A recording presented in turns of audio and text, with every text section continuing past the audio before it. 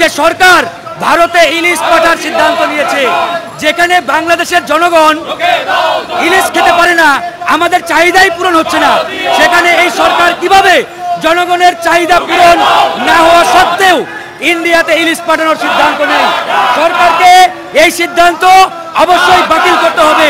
ইন্ডিয়াতে একটা মাছ যাবে না, ইন্ডিয়াতে এক পিস ইলিশও যাবে না, আমাদের পরিষ্কার বক্তব্য।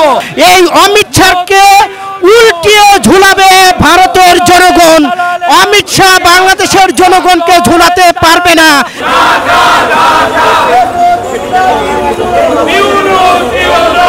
ভারতের জনগণ এখন অমিত শাহকে ঝুলিয়ে পিটাবে, এটাই হলো ভারতের জনগণের আশা এবং চাওয়া।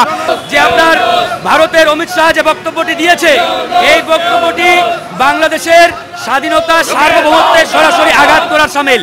কারণ তিনি আরেকটি স্বাধীন দেশকে নিয়ে এরকম মন্তব্য কিংবা বক্তব্য কখনোই দিতে পারেন না।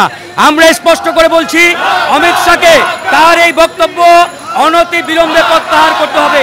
অমিত শাহকে মনে রাখতে হবে, এটা বাংলাদেশ জনগণের বাংলাদেশ, শেখ হাসিনার বাংলাদেশ নয়। কারণ হাসিনার আমলে অমিত শাহ কিংবা ভারত এই বাংলাদেশকে অঙ্গরাজ্য হিসেবে ব্যবহার করেছে, এখন আর সেটি সম্ভব নয়। ভারতের স্বরাষ্ট্রমন্ত্রী অমিত শাহ যে বক্তব্য দিয়েছে, এই বক্তব্য নিন্দনীয় এবং এই বক্তব্যের ভাষা আমার জানা নাই। এই বক্তব্য যারা দিয়েছেন বাংলাদেশের জনগণের কাছে ক্ষমা চাইতে হবে। মোদিরও বাংলাদেশের জনগণের কাছে ক্ষমা চাইতে হবে। ক্ষমা চাইতে হবে এই কারণে যে গত 17 বছর যারা আমাদের ভোটের অধিকার হরণ করেছে, এই অমিত শাহকে বলতে চাই, বাংলাদেশের মানুষ আবেগপ্রবণ, বাংলাদেশের মানুষের আবেগ নিয়ে খেলা করবেন না। পাকিস্তানকে যেমন আমরা তাড়িয়েছি, আপনাদের ভারতীয় আগ্রাসনকে যেমন তাড়িয়েছি, আপনাকে তাড়াতে আমাদের বেশি সময় লাগবে না। অমিত শাহকে বলতে চাই, কথাবার্তা একটু মেপে ঝুপে বলেন, বাংলাদেশের মানুষের কে ঝুলিয়ে রাখবেন। আপনার এত বড় সাহস, এই সাহস দেখে বাংলাদেশের মানুষ অবাক হচ্ছে। অমিত শাহ যাই কিছু বলবেন না কেন, ভেবেচিন্তে বলবেন।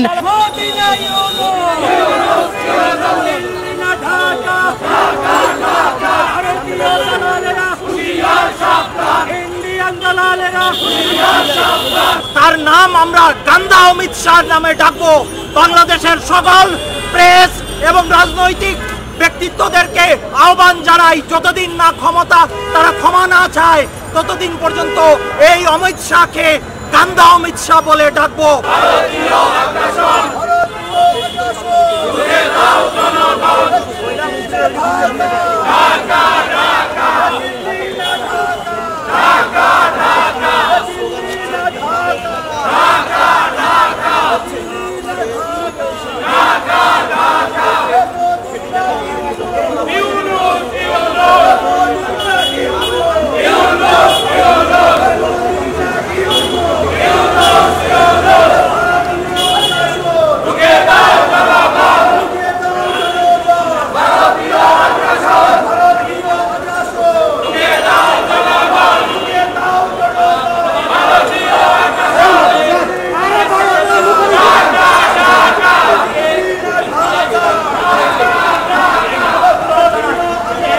বাংলাদেশের বিজেপি কিভাবে তাকে সসম্মানে ইন্ডিয়ায় পাঠায়, এটার অবশ্যই একটা বিহিত এবং জবাব আমরা এই সরকারের স্বরাষ্ট্রমন্ত্রীর কাছে আশা করছি। আরেকটি বিষয় আপনারা জানেন যে আপনার ভারতের অমিত শাহ যে বক্তব্যটি দিয়েছে, এই বক্তব্যটি বাংলাদেশের স্বাধীনতা সার্বভৌমত্বের সরাসরি আঘাত করার সামিল। কারণ তিনি আরেকটি স্বাধীন দেশকে নিয়ে এরকম মন্তব্য কিংবা বক্তব্য কখনোই দিতে পারেন না। আমরা স্পষ্ট করে বলছি, অমিত শাহকে তার এই বক্তব্য অনতি বিলম্বে প্রত্যাহার করতে হবে। অমিত শাহকে মনে রাখতে হবে, এটা বাংলাদেশ জনগণের বাংলাদেশ, শেখ হাসিনার বাংলাদেশ নয়। কারণ হাসিনার আমলে অমিত শাহ কিংবা ভারত এই বাংলাদেশকে অঙ্গরাজ্য হিসেবে ব্যবহার করেছে, এখন আর সেটি সম্ভব নয়। কারণ জনগণ ধনী হাসিনাকে বাংলাদেশ থেকে বিতাড়িত করেছে। এখন বাংলাদেশ একটি স্বাধীন সার্বভৌম স্বাধীন রাষ্ট্র। এই রাষ্ট্রটিকে নিয়ে মর্যাদার সহিত কথা বলতে হবে, বক্তব্য দিতে হবে। আমরা আরেকটি বিষয় আজকে সামনে এনেছি যে সরকার ভারতে ইলিশ পাঠার সিদ্ধান্ত নিয়েছে, যেখানে বাংলাদেশের জনগণ ইলিশ খেতে পারে না, আমাদের চাহিদাই পূরণ হচ্ছে না, সেখানে এই সরকার কিভাবে জনগণের চাহিদা পূরণ না হওয়া সত্ত্বেও ইন্ডিয়াতে ইলিশ পাঠানোর সিদ্ধান্ত নেয়। সরকারকে এই সিদ্ধান্ত অবশ্যই বাতিল করতে হবে। ইন্ডিয়াতে একটা মাছ যাবে না, ইন্ডিয়াতে এক পিস ইলিশও যাবে না। আমাদের পরিষ্কার বক্তব্য, ইলিশ এদেশের মানুষ খাবে, ইলিশ এদেশের জনগণ খাবে। ইন্ডিয়া কোন বিষয়?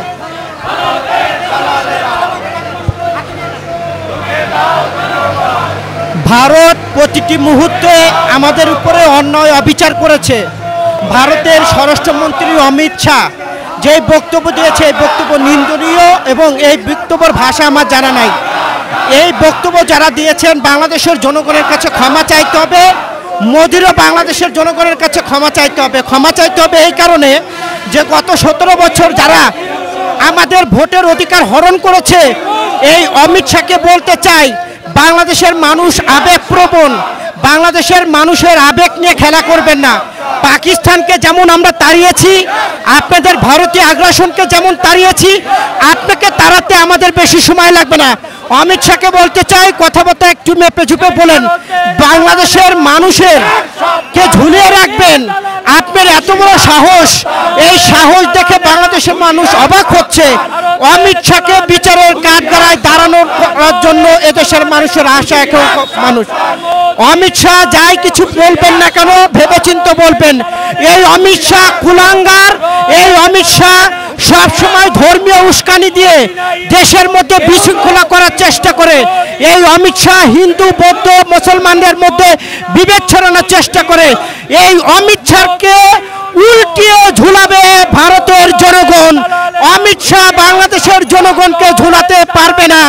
ভারতের জনগণ এখন অমিত শাহকে ঝুলিয়ে পিটাবে। এটাই হলো ভারতের জনগণের আশা এবং চাওয়া।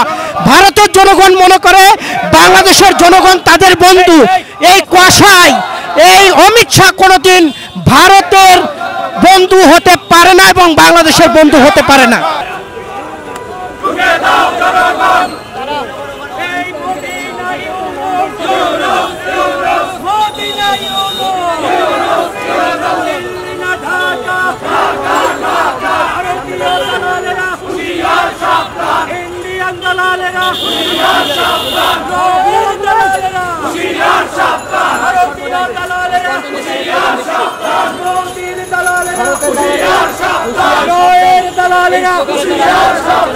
ইন্ডিয়ার দালালেরা আজকে আমাদের প্রোগ্রামের সমাপনী বক্তব্যের মাধ্যমে শেষ করবেন আমাদের ইঞ্জিনিয়ার ফাহিম ভাই, আমাদের সংগ্রামী বড় ভাই। তাকে আজকের প্রোগ্রাম সমাপনী বক্তব্যের মাধ্যমে শেষ করার অনুরোধ করছি। সংগ্রামী ভাই ও বোনেরা, এই ভারতের কুখ্যাত স্বরাষ্ট্রমন্ত্রী অমিত শাহ যে লজ্জাজনক ভাষা ব্যবহার করেছে, যে আক্রোশ ব্যবহার করেছে, এটা কোনো রাষ্ট্রনায়কের প্রটোকল, কোনো রাষ্ট্রনায়কের এটিকেটে পড়ে না। আমরা বাংলাদেশ সরকারকে ধন্যবাদ জানাই যে প্রতিবাদ জানিয়েছে, কিন্তু শুধু প্রতিবাদ জানালে হবে না। ভারতীয় হাই কমিশনারকে ডিমার্চ ডেকে এনে পররাষ্ট্র দপ্তরে ডিমার্চ দিতে হবে, তার ক্ষমা চাইতে হবে।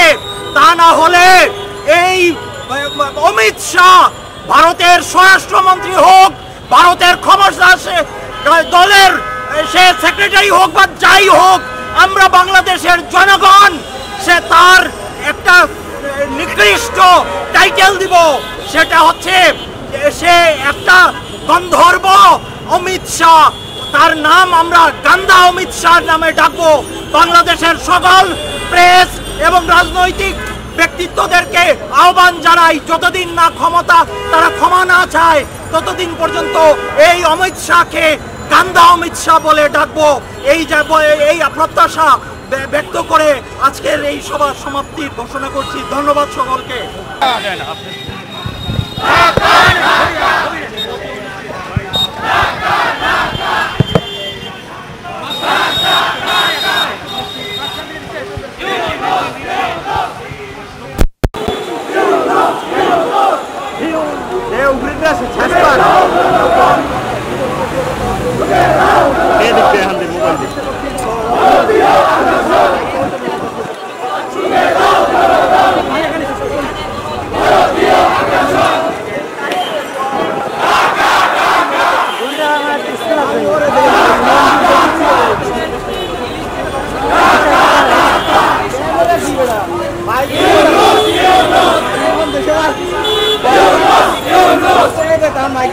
লড়বো।